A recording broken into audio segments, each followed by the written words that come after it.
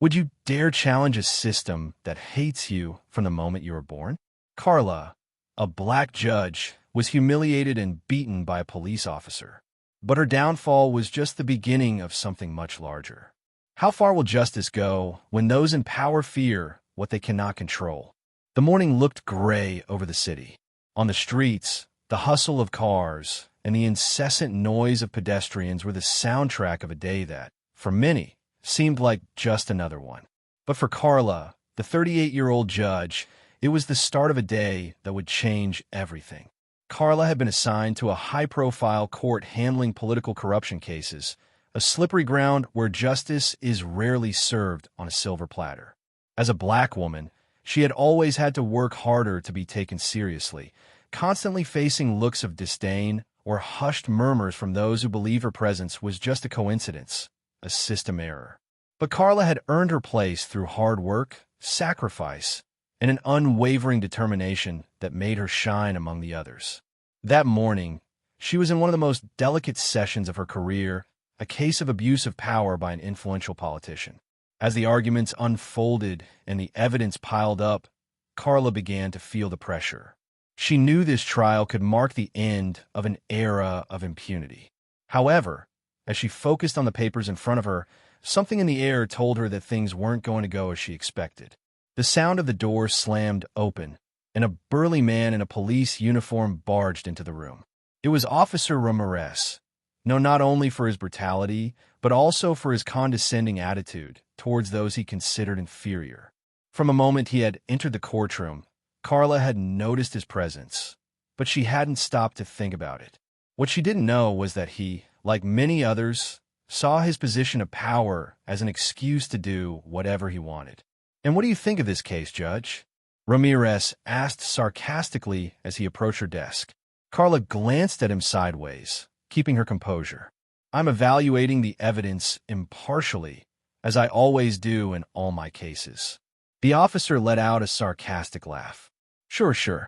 The thing is, there are people who are here to judge, and there are people who are just here because of the position they were given. Doesn't it embarrass you to be here, representing justice, when you don't even know what it's like to truly be part of it?" Carla clenched her fists under the table, but her face remained calm. "What you think won't change my work. I suggest you leave if you have nothing to contribute." The tension in the room was palpable. The others present watched, some uncomfortable, others simply indifferent. But Ramirez didn't back down.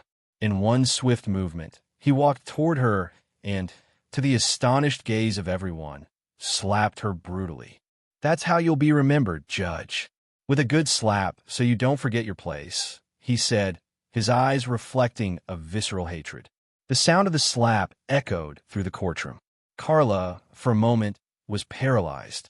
Humiliation overtook her, but inside, something ignited. She mustn't let herself be defeated.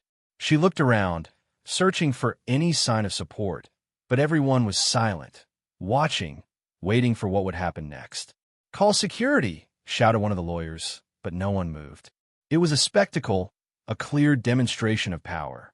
Carla, breathing heavily, stood up slowly, her face flushed, her dignity intact. Despite the physical and emotional pain, she remained resolute. "This will not go unpunished, Ramirez," she murmured in a deep voice, staring at the officer with eyes full of determination.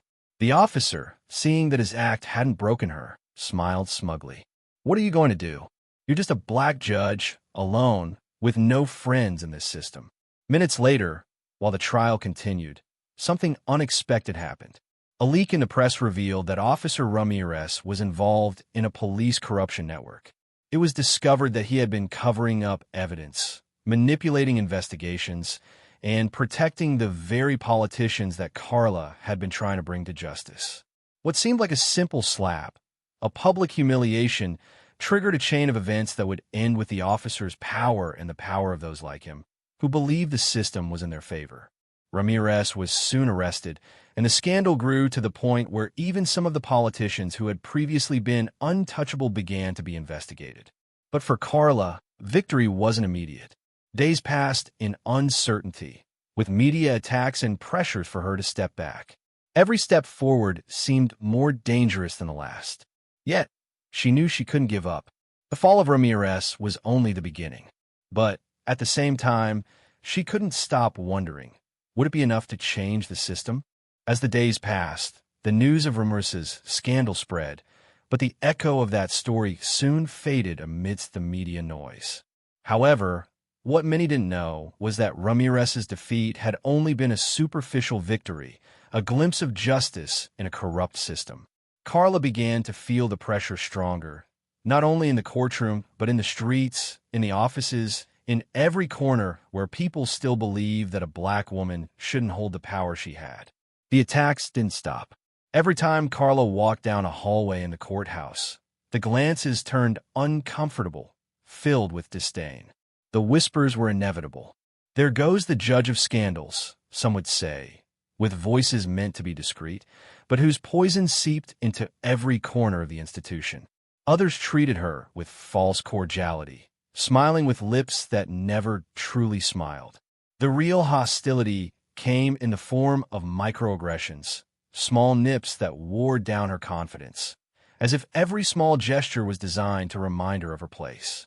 One day, as she was walking to her office, she was intercepted by the lawyer of one of the most powerful political figures she had been investigating. His name was Horacio Cabrera, a well-groomed man with cold eyes who, despite his handsome face, represented the same system that Carla had decided to challenge. Cabrera, with his soft and persuasive tone, tried to convince her to drop the cases involving his clients. "I don't want you to take this the wrong way, Carla," he said, using her name condescendingly. "You know we have a history of friendship," but he paused as if measuring his words. "Some people in this building think your presence here is nothing more than a favor from the system, something you never would have achieved if it weren't for racial equity quotas. Haven't you wondered if the public sees you as an imposition rather than someone qualified for the position?" The venom was in his words, so subtle yet so lethal. Carla felt the rage boiling inside her, but also the sadness. It was racism disguised as advice. That constant look as if she didn't belong there. That unrelenting doubt about her worth. She knew that if she responded, everything would turn against her. Cabrera had connections, and his words, though veiled, knew how to hurt. Still, she maintained her stance and, with a tense smile, replied, "Thank you, Horacio, for your concern. But I know who I am and what I've achieved. No one gave me this position as a favor, least of all because of my race. My work speaks for itself." The lawyer didn't respond, but his eyes glinted with a mix of contempt and satisfaction. He knew that Carla's words wouldn't resonate with most of those who heard them. What would resonate was her reputation, that invisible mark that would follow her until her last day in that system. But the worst was yet to come. One morning, Carla was called to an urgent meeting. A crucial case she had been working on for months was going to be dismissed due to a technical irregularity. Although the evidence was irrefutable, the legal maneuvers were clear. There was an attempt to undermine her authority. It was a clever move, a manipulation driven by those who didn't want to lose their control, who couldn't tolerate a black woman challenging them. In the courthouse hallway, some of the officers and staff looked at Carla with pity, but pity that served her nothing. Those who saw her as the black judge knew her fight wouldn't end well. Some even approached her with gestures of support, but their voices were never loud when she needed them most. One afternoon, after a series of rulings against her, Carla faced another of those moments of public humiliation. This time, it wasn't Ramirez standing before her, but the Attorney General himself, who, with his arrogant tone and superior stance, made one last move. "What are you going to do, Carla? You're nothing but a puppet. You were put here to fulfill quotas, and everyone knows it. The cases you speak of will never go anywhere."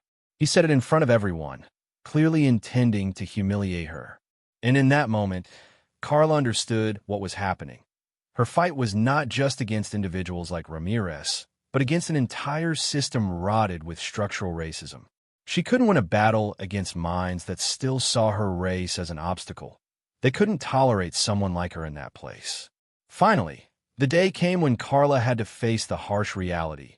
Her empire, of justice couldn't stand. Her name began to disappear from the news. The investigations into corruption were closed, and her influence within the system crumbled before the eyes of those who had always awaited her fall. Those who despised her for being black would never let someone like her truly be in power. Silence took over the courtroom where she had once stood at her highest position. The murmurs dissipated, and as her career faded, Carla realized that although the system had fallen upon her, it wasn't the end of her fight. Even though her fall was the result of relentless racism and a system blind to real justice, she knew that the echo of her resistance would be remembered long after the voices of those who wanted to see her destroyed had faded. The end of her empire had come, but her story, her name, would live on in the shadows of the change she had started, however brief it had been. As the days went by, Carla's figure began to blur within the judicial system, but not in the memory of those who had witnessed her struggle. The whispers in the streets and offices about her fall were not enough to erase the impact she had left on society. While the system relegated her, the people began to understand that the real battle was not in the courts, but in the consciences of those who, like her, still dreamed of true justice. A couple of weeks later, as Carla walked through the same streets that had seen her rise, she realized something she had ignored throughout her time in the courthouse. Ordinary people, those who had never been within those halls of power, respected her more than ever. Street vendors, pedestrians, looked at her with a mix of admiration and sympathy. The little ones, those still living on the margins of society, recognized her, and in their eyes there was a spark of hope. It was then, in a modest cafe in the city center, that Carla received an unexpected letter. The handwritten letter came from an old university colleague, someone who had witnessed her passion for justice in her early years, someone who had quietly followed her career. Dear Carla, I never thought I would write to you like this, but the moment has come. Today, I find myself facing a crucial decision in my life. I always knew the system needed change, but after everything you have done, I understand that it's not just about changing the laws, but changing the hearts of people. What you have suffered, what you have faced, has not been in vain. I have been moving within the circles where decisions are made, and I can assure you that your sacrifice has borne fruit, albeit invisible. I am making the decision to join a new campaign to reform justice from within, and I want you to be part of it. You haven't lost, Carla. You have planted a seed that will grow. Real change doesn't come with immediate victories, but with the determination to keep going despite everything. You have a place in this new era that is about to begin. With respect, Carlos. Carla let the letter fall onto the table, and a lump formed in her throat. Something in his words, the promise of a future that could still be built, sparked a flame that had long been extinguished within her. That spark, once crushed by the harshness of the system, began to burn again. The time that followed was a process of personal reconstruction. Carla didn't return to traditional justice, but her fight continued on other fronts. She joined civil rights groups that fought for racial equity, judicial reform, and access to justice for the most disadvantaged. The voice that had been silenced in the courts found new channels to amplify itself. Her name, now more well-known than ever, became a symbol of resistance. Society began to look beyond the mistakes made by a broken system and started to recognize the importance of those who, though they fell, never stopped fighting. Carla went from being the judge who was torn down to one of the most influential leaders in the reform of justice in her country. The end of her judicial career was not a failure, but the beginning of something bigger, something that neither racism, nor pressure, nor the power of the system could destroy. Change, though slow, was underway, and Carla, at last, found her true victory, being the spark that ignited a flame that would keep burning long after her fall. The end of her empire was not the end of her story, but the beginning of a new struggle, a struggle she would never stop fighting. And that, in the end, was the greatest victory.